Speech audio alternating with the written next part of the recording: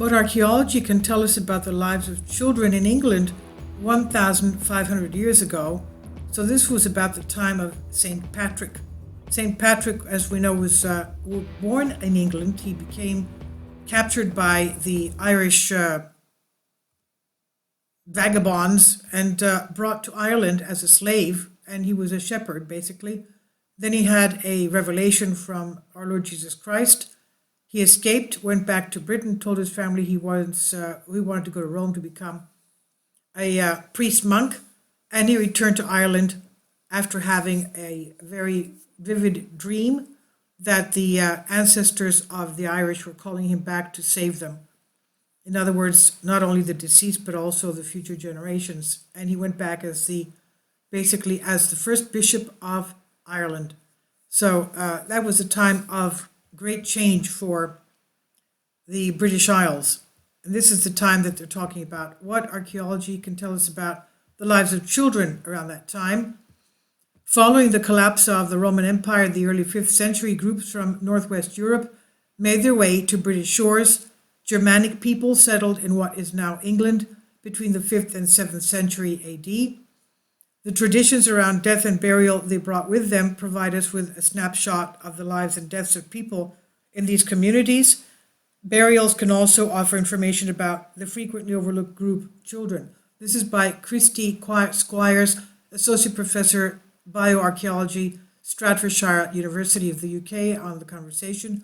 And also my comments. Let's remember that the Scottish people were the offshoot, the descendants of the Spartans of Greece. That's why Caledonia is the name of the old name of Scotland, from Caledonus, one of the kings of Sparta, of Argos, of the Peloponnese of Greece. And remember that the Romans never captured Scotland. They were so fierce as fighters that they built Hadrian's Wall to keep the Scots out of England.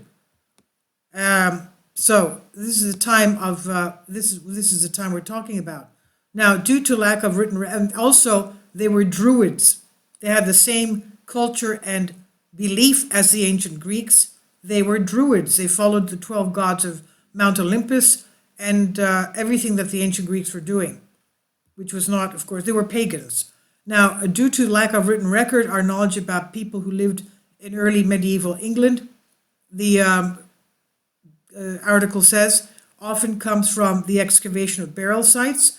Well-known examples include the Sutton Hoo ship burial in Suffolk and the Prittlewell chamber grave in Essex. These uncovered highly elaborate artifacts such as the Sutton Hoo helmet. However, burials like these are rare and give us a skewed view of history. Very few people were offered such ostentatious funerals. There are two types of burials from this period. Cremated bone deposits are found in buried pottery urns. The dead were cremated on an open pyre, accompanied by objects and animal offerings. In some cases, additional unburnt items such as bone combs were added to the urn before burial. The other types of burial was more straightforward affair. The deceased was buried in a grave with artifacts of reverence to their identity and life. It's known as inhumation. Clues to the past.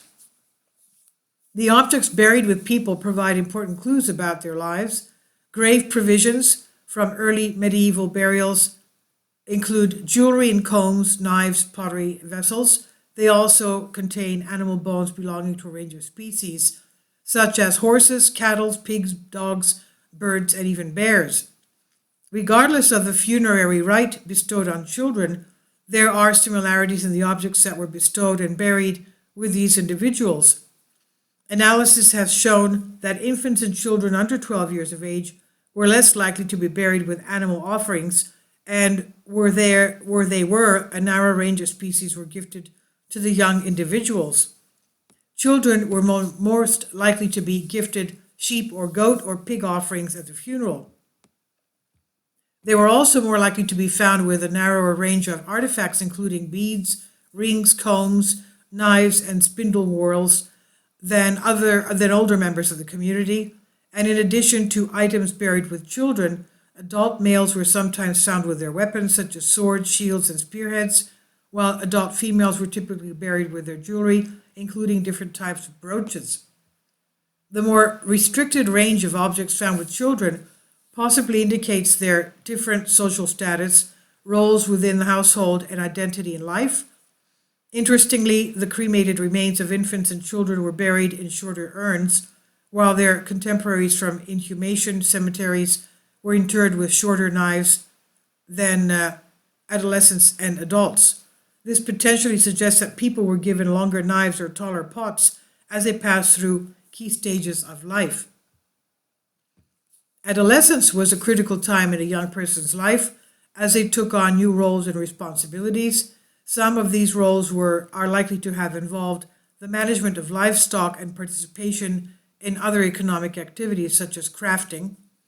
This would marry up with the law written in the 7th century AD, which states that individuals over 10 years of age were old enough to manage their family's land and property.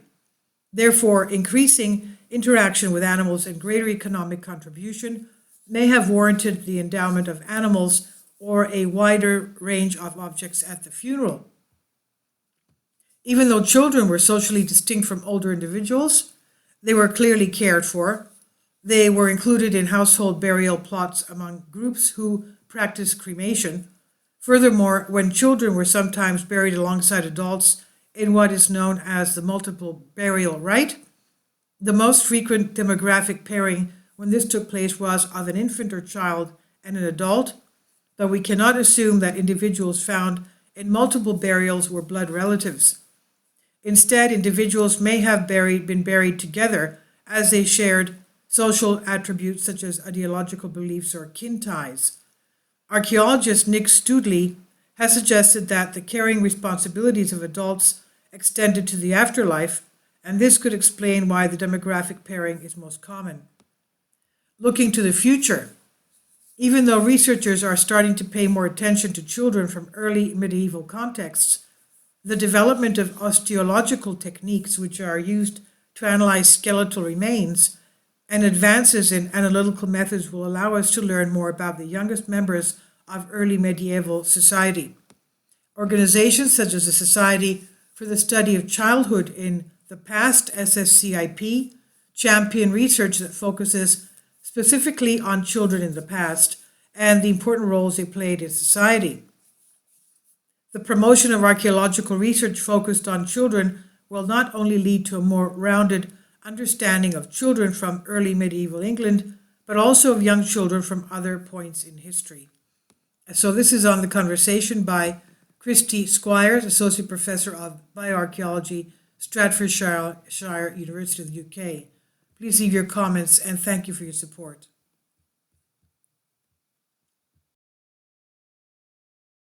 Support my Patreon account. The daily posts are 5 videos daily, and they are totally different from what I have on my YouTube channel. Thank you so much for your support and that you find all my content so interesting. You'll find the Patreon account details in the description box below.